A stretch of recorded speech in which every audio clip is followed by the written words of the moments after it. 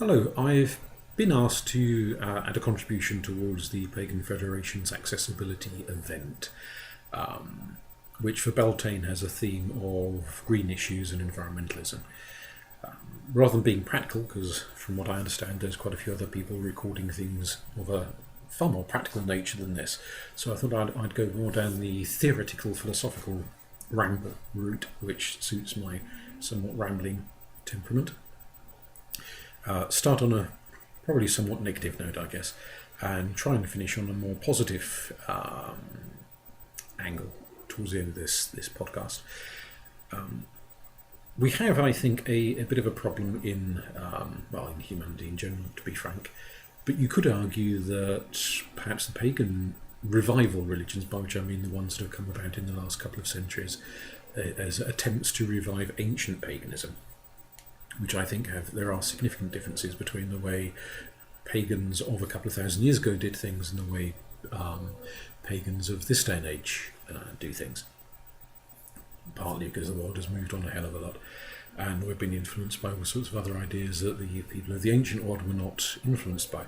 But in the modern context, I think we have started externalizing nature, and there is the potential there that the various different forms of paganism that knock around these days have perhaps, or some of them at least, have enshrined that almost as a kind of a doctrine or a default doctrine within ritualistic practice.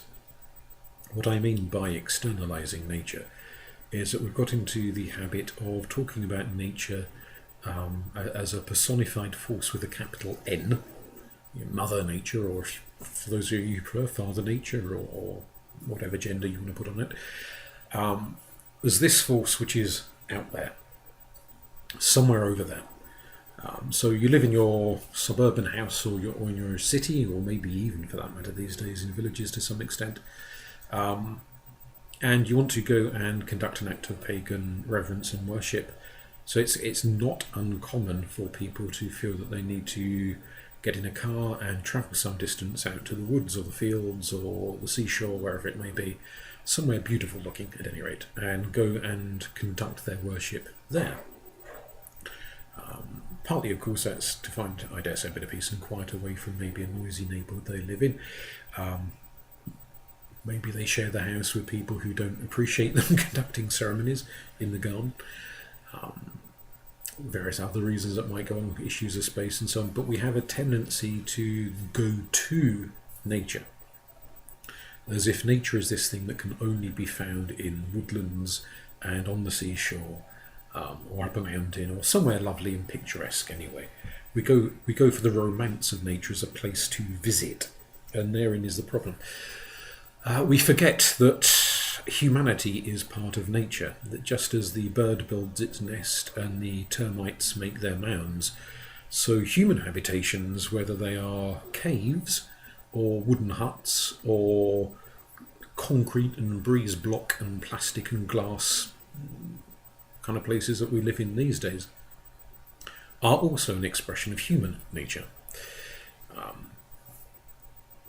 We create our towns and our cities, and they may clog and poison the planet to a large extent and make life unbearable for many, many other species, but they are an expression of our nature. And when we want to worship nature, we've got into this habit of leaving our own human nature behind and going off and worshipping this, or reverencing, or whatever word you want to use, this romanticised view of nature as being this far off, peaceful, pristine, untouched place full of butterflies and rabbits and majestic looking stags, and it's all very lovely and very ethereal.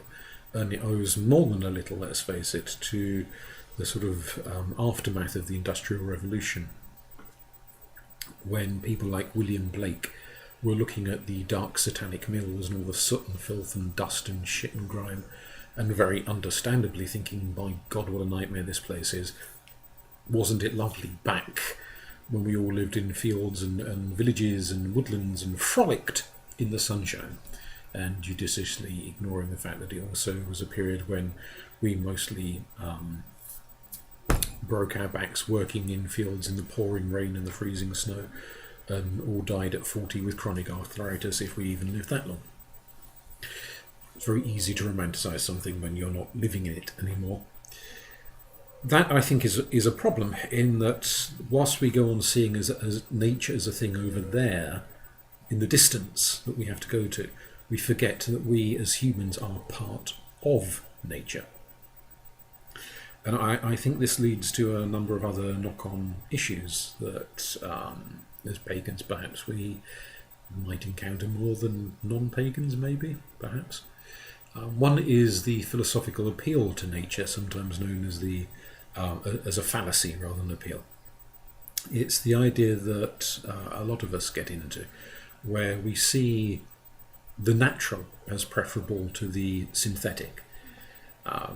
You have to think of issues involving health and medicine and healing in general.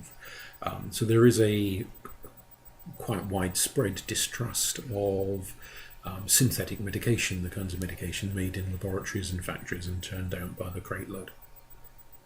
Understandable when you look at the list of side effects many of these medications have, but a real sort of fear and almost a demonizing of those forms of medication, even though those forms of medication are what have enabled the human race to now tilt at what we're up to 7.5 billion, or some ludicrously large number, when we're no longer wiped out in vast numbers with dysentery and diphtheria and malaria and Lord knows what else. We are able to survive the illnesses that killed off former generations of humanity in their droves, in no small part thanks to synthesized medications, synthesized medical treatments. We romanticize the natural at the same time as condemning the synthetic. This notion that anything which is organic, i.e. you can charge 3 times the price for it, is better than things that are perceived as being inorganic, unnatural, in some shape, form or unspecified guise. Which sometimes is perfectly true on some occasions, but it's not true on all occasions. We might even debate whether it's true on the majority of occasions. There are things in the natural world that are perfectly organic and perfectly natural, but aren't very good for us. Eating yew seeds from the yew tree, perfectly organic, but it will cause you no end of horrific agonies before you die. Merely because something comes from the natural world doesn't mean it is safe per se. Just as equally, because something has been cooked up in a laboratory doesn't automatically mean it's dangerous and to be avoided. So we have this tendency to over-idealize nature and underplay our own creations and inventions, part of which is arguably the fact that we've forgotten that what we do, whether we're doing it as an artist with a canvas, or whether we're doing it as a scientist with a test tube in a laboratory, the things we do are expressions of our human nature. Just as dogs fetching sticks is an expression of canine nature, and birds singing at dawn is an expression of avian nature. We all have these things that we do as different species. As humans, we tinker and we create. We don't always get it right. Human history is a long, long, long list of us getting it wrong very frequently, but it is nonetheless integral to us. And so it's a false dichotomy to suggest that there is natural and synthetic at sort of opposite extremes. One being safe and smashing and lovely and wonderful, and the other being dangerous and deadly and awful and polluting. We've got to move beyond that in terms of how, well, humanity at large has got to move beyond it, but seeing as we're talking about paganism here, in terms of how we conduct our healing practices. I almost said modalities there and turned into a social worker. That's not a good route to go down. Our healing techniques and practices, whether we engage in them in terms of self-healing or whether we're utilising them for other people, we need to move beyond that in terms of where we conduct ceremony and ritual, in terms of how we visualise our deities, for those of us who do indeed visualise deities, I've absolutely no objection to people visualising a horned god of the woods or Mother Earth recumbent with the cornfields. But equally, there is Athena in the libraries and the laboratories and the cities. There is Mars on the battlefield and devising instruments of war, as well as in his early days instruments of agriculture. And I don't know if he invented the combine harvester, but he perhaps had the idea somewhere in his mind. All of these expressions of how we live our lives is to understand that the gods are as much with us in the cities, in the courtrooms, in the schools and the hospitals, in laboratories, as they are in fields and woodlands and seashores and mountain tops. There are beings with us everywhere, and we need to incorporate that into our understanding of our spirituality, rather than just have this very whimsical and romanticised view of spirituality, which there is a danger of us developing at times. In trying to move onto a more kind of positive, less nagging approach, one thing we can do is to reflect, and as a polytheist, and I appreciate not everyone listening to this will be a polytheist, so you might have a very different understanding of what I'm about to say. But as a polytheist, there is the notion of a multitude of beings existing alongside humans and cats and dogs and birds and horses and insects and what have you. And some of these beings are very much intimately linked to place. They are spirits connected to either one very large place or a small place.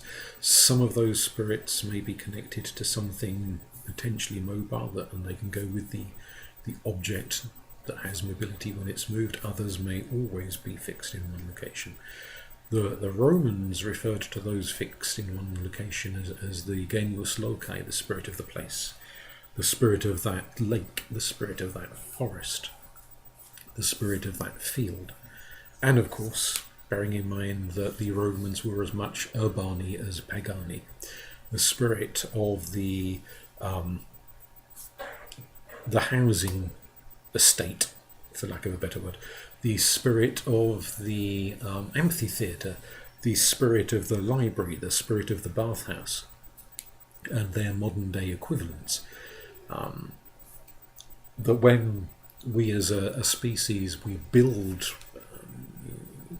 massive buildings, they too have their spirits. We could reflect at enormous length and bore you all to death as to where those spirits might come from. Are they somehow born out of the materials from which the building is made? The wood beams holding up the roof were once trees, and where do those tree spirits go? Do they follow the wood? Except, of course, one tree can end up in 30 different buildings, so that would get a bit confusing. The sand and so forth that has gone into manufacturing bricks or clay or whatever the material in question happens to be.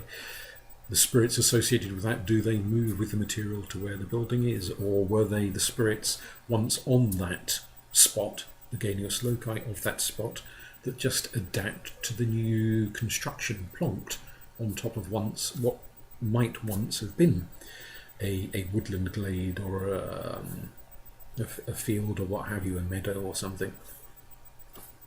Those are questions to speculate on, and frankly go and talk to the genius loci that you're interested in and find out what it tells you, because I haven't got a clue where half of them come from. But wherever they came from, the point is they're there now.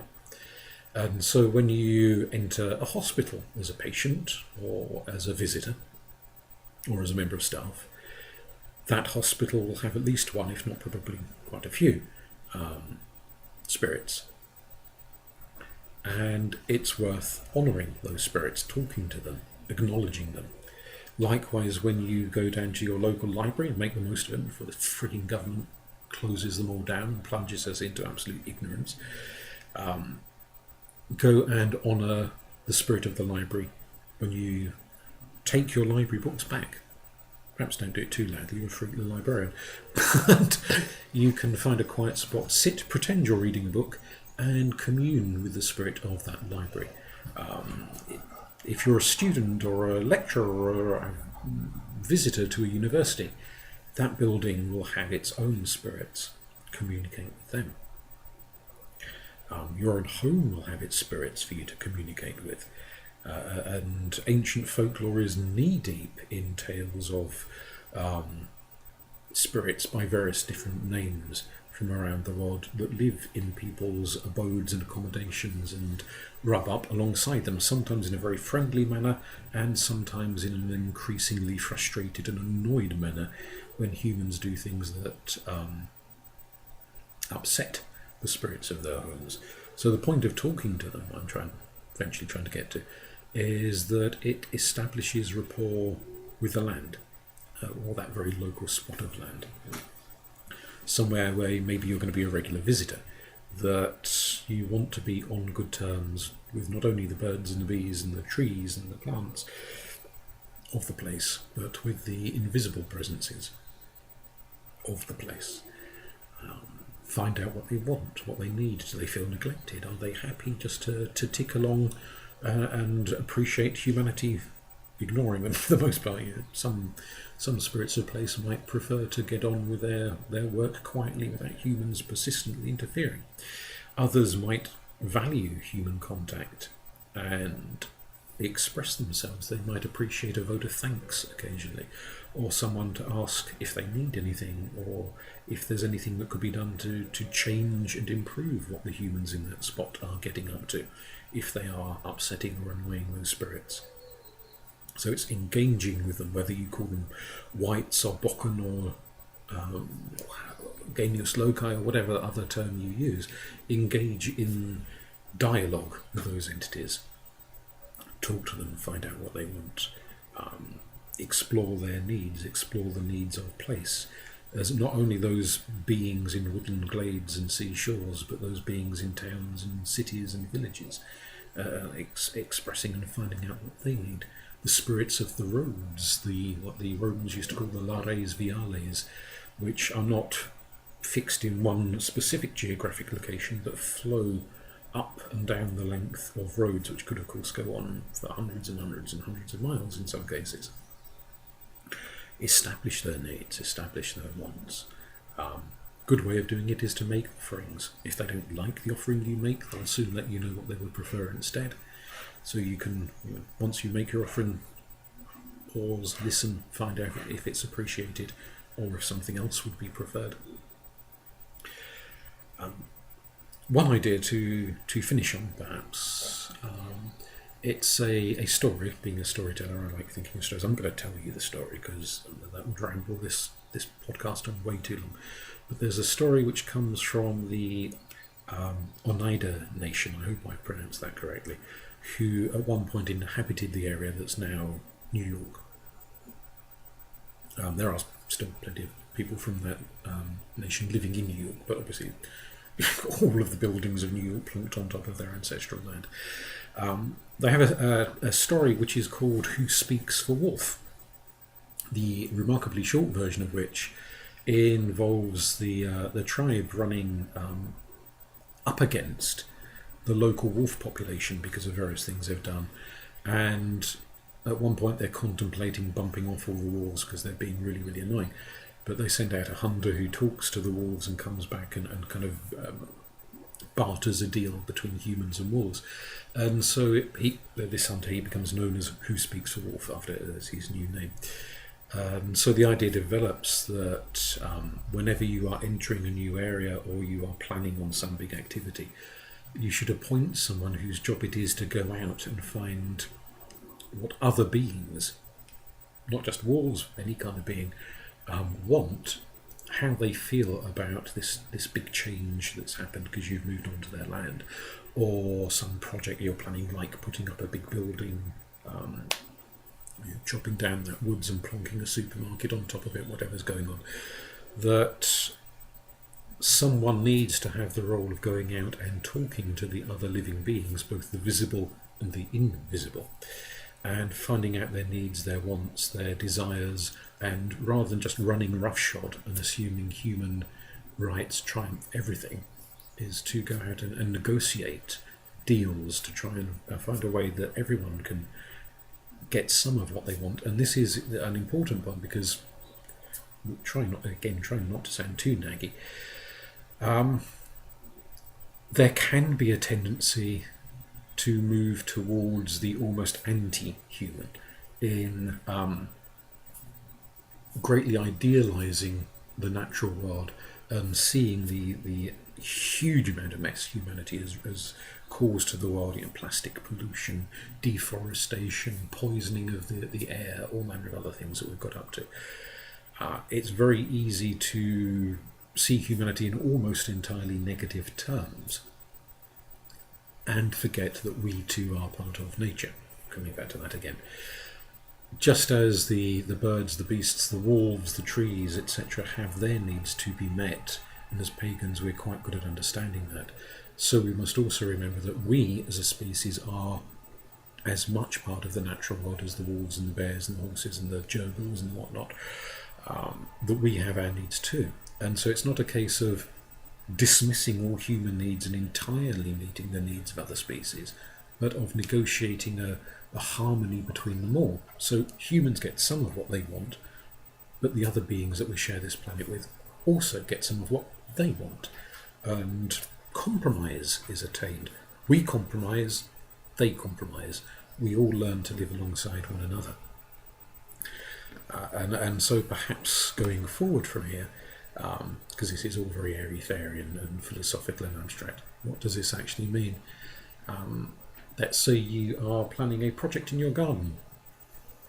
Talk to the beings already in your garden, seen and unseen, and find out, are they happy with the project you're proposing? If they're not, is there a way you can negotiate something so you almost get what you want, or at least a variation of what you want, but also their needs are met? Or you are considering using some spot, whether it's an urban spot or a rural spot, for ritual gatherings and ceremonies, and you want to perhaps go ahead and negotiate with the beings that are already there. Do they mind? And they might say, you're perfectly welcome, or they might say, well, we sooner you didn't do it on this day, that day, because of reasons.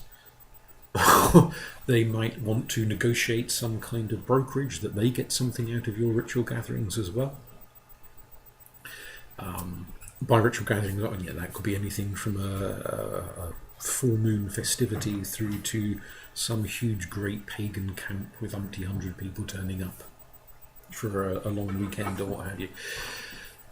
All sorts of activities where the wishes of those already there need to be negotiated and understood and compromised with, and we're back to that compromise word again.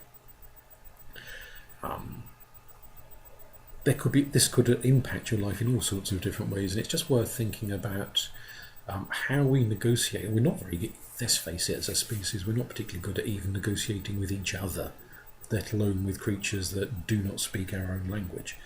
So this is a bit of a learning curve for humanity, that we ought to get into the habit of not just saying, I want this, therefore I'm having it in exactly the way I want it, but to say, I would like this, what do others want? How can we negotiate so that everyone gets a bit of what they want, ourselves included? And moving forward from there into a more friendly, more balanced approach between understanding our own needs, understanding the needs of others, and trying to meet a nice, happy compromise. But I just realised how long I've waffled on for, so I think we'll stop there. And hopefully this has been useful to some of you, and perhaps provoked a little bit of thought, and be interesting to hear any feedback if anyone's got any more constructive ways of suggesting ways forward for humanity. Be nice to hear them. Thank you.